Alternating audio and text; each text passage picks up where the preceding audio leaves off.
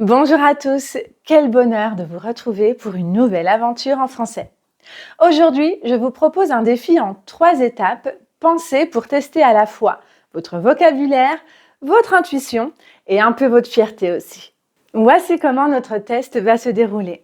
On va commencer en douceur avec 8 questions faciles pour vous mettre en confiance. Ensuite, on va monter d'un cran avec le niveau intermédiaire. Et enfin, place au niveau difficile, là où même les natifs commenceront à douter. Si vous obtenez au moins 21 sur 24 à ce test, alors félicitations!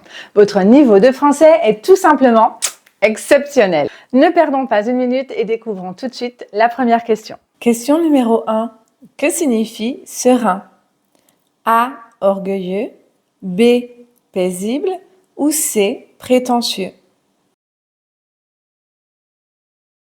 La bonne réponse est la réponse B. Paisible.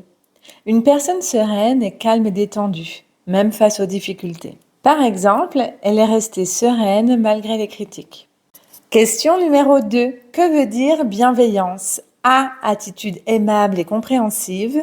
B. Volonté de nuire. Ou C. Exigence excessive.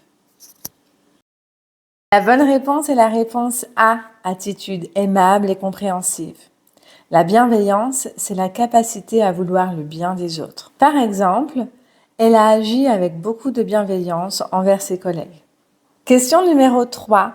Un revers peut désigner A. Une victoire, B. Un échec ou C. Une récompense. La bonne réponse est la réponse B. Un échec. Un revers, c'est un contretemps, un obstacle soudain. Par exemple, l'entreprise a subi un revers financier cette année. Question numéro 4. Déconcertant, c'est troublant, enthousiasmant ou réjouissant? La bonne réponse est la réponse A. Troublant. Quelque chose de déconcertant déstabilise, surprend. Par exemple, son attitude était déconcertante, presque incompréhensible. Question numéro 5. Une défaillance, c'est A. Une mise en valeur, B. Une victoire éclatante ou C. Une erreur technique ou humaine. La bonne réponse est la réponse C. Une erreur technique ou humaine. Une défaillance est un dysfonctionnement, une erreur. Par exemple, la défaillance du système a provoqué un arrêt de production. Question numéro 6. Quel est le sens de lucide? A. Illogique, B. Clairvoyant ou C. Indifférent. La bonne réponse est la réponse B. Clairvoyant. Être lucide, c'est voir la réalité telle qu'elle est. Par exemple, elle est restée lucide face à l'urgence. Question numéro 7. Tangible signifie A. Immatériel, B. Éphémère ou C. Concret. La bonne réponse est la réponse C. Concret.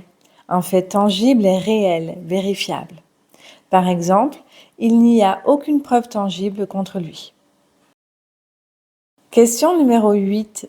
Inlassable, c'est A. Qui agit sans jamais se fatiguer, B. Qui se fatigue vite ou C. Qui hésite beaucoup.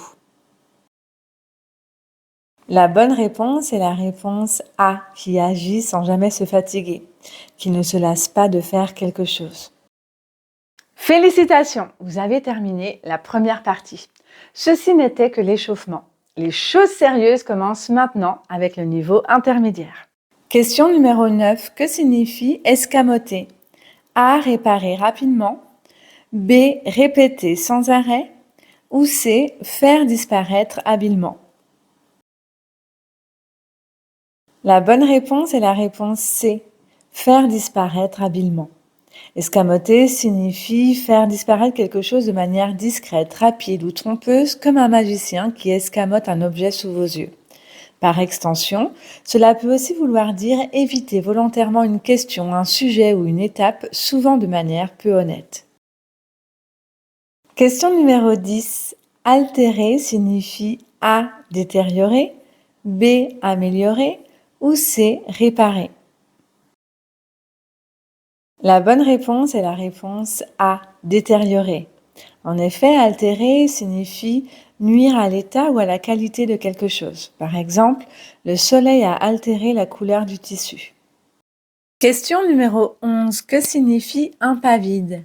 A. Qui parle sans arrêt, sans réfléchir. B. Qui ne montre aucune peur. Ou C. Qui change d'avis sans arrêt, de manière instable.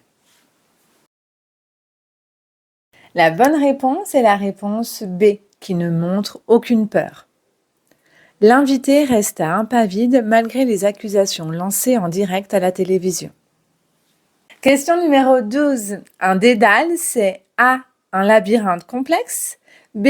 Un chemin bien droit ou C. Une fuite rapide. La bonne réponse est la réponse A. Un labyrinthe complexe. Le vieux quartier formait un véritable dédale de ruelles. Question numéro 13. Une foucade, c'est A. Une décision soudaine, souvent irrationnelle. B. Une période de grande tristesse ou de mélancolie. Ou C. Une critique violente et injustifiée. La bonne réponse est la réponse A. Une décision soudaine, souvent irrationnelle. En effet, une foucade est un élan soudain, une impulsion passagère, souvent capricieuse ou irréfléchie. Ce mot désigne un comportement qui manque de constance, typique d'une personne qui agit sur un coup de tête sans réfléchir aux conséquences. Il change de passion tous les mois. Sculpture, cuisine, photographie, ce sont des foucades sans lendemain. Question numéro 14. Une invective, c'est A. Une invitation, B. Un compliment ou C. Une insulte. La bonne réponse est la réponse C, une insulte. En effet, une invective est une parole agressive. Par exemple, il a lancé des invectives à son adversaire.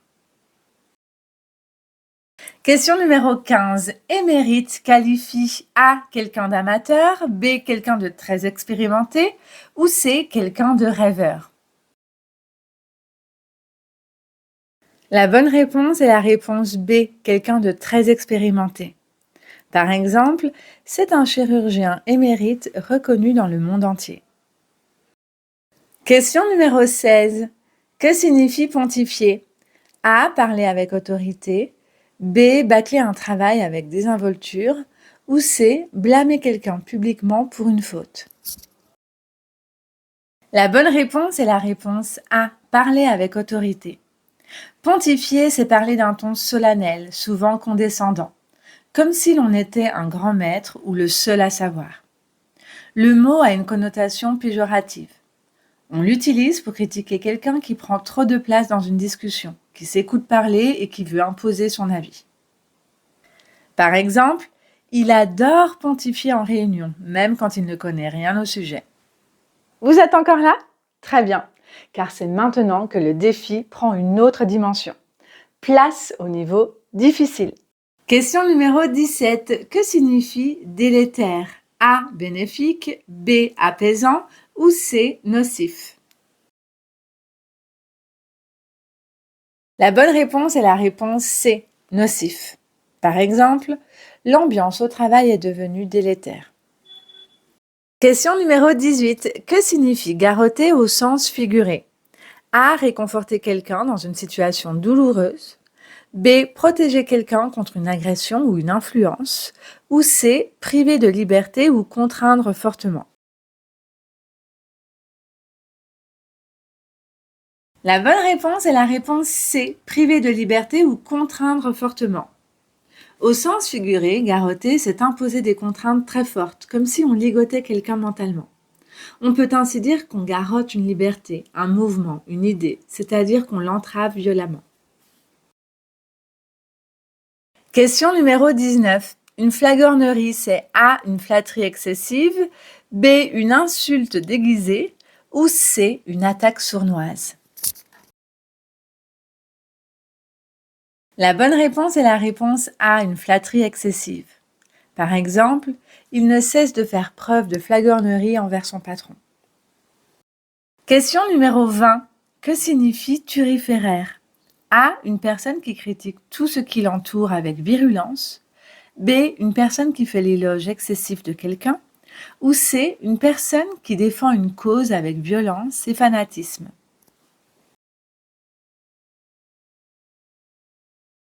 La bonne réponse est la réponse B. Une personne qui fait l'éloge excessif de quelqu'un. À l'origine, un turiféraire était celui qui portait l'encens dans les cérémonies religieuses.